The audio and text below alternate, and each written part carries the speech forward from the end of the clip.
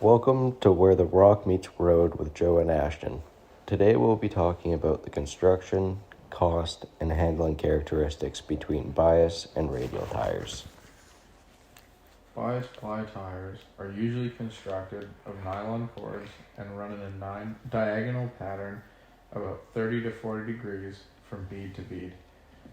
They are layered on top of each other in a crisscross pattern. The number of layers is usually the number of plies you have in your tire, which you can find on the load range on your tire. Some bias ply tires, called bias belted, are reinforced with a fiberglass belt and helps prevent punctures under the tread.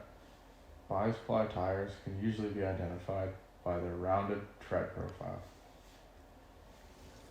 Unlike bias ply construction that uses cords that are laid at a relatively shallow angle to the direction of travel, radial construction tires use cords that are laid from bead to bead at 90 degrees to the direction of travel. That prevents internal friction by eliminating plies rubbing against each other. Steel belts are then used in the tread for superior stability.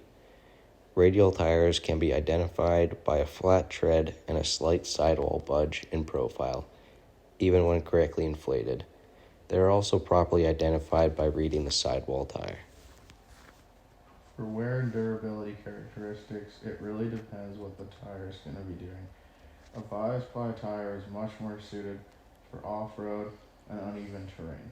The sidewall construction is much more durable than a radial tire, so less punctures and patches.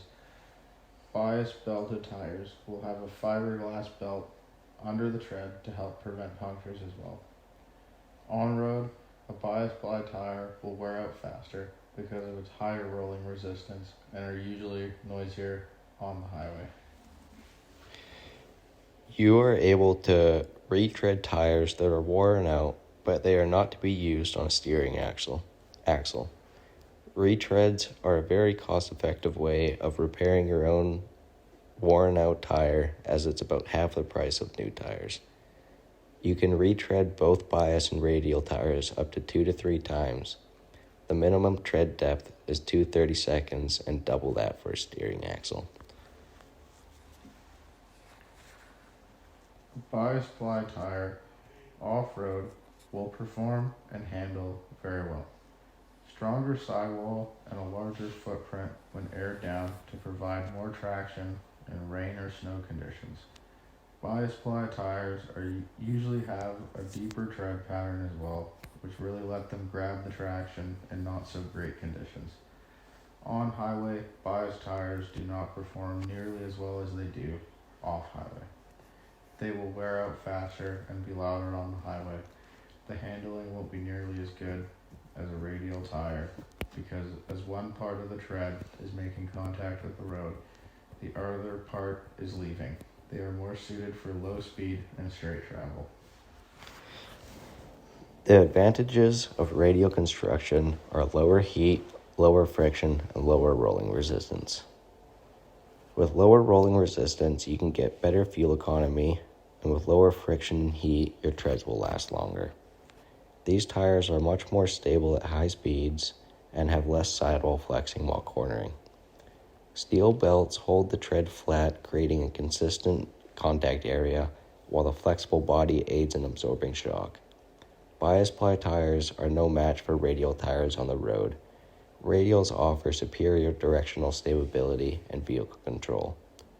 The radial tires are more complex to construct as there are different amounts of plies on the tread area and sidewall area, and they have more design put into them, so they will be better for speed and highway use. That's why they cost more than bias ply tires, but are a good investment if you're only on-road or off-road for a very short time. Bias ply tires are easier to construct and produce, and used in the right application could save you money on tires. If you have a machine or truck that does more off-road or only off-road or don't have to go a very long distance, you could save a lot of money not having to buy expensive tires. Thanks for tuning in to the Rock Meets Road podcast with Joe and Ashton. Hopefully this was informative and will help you make a better decision with tires.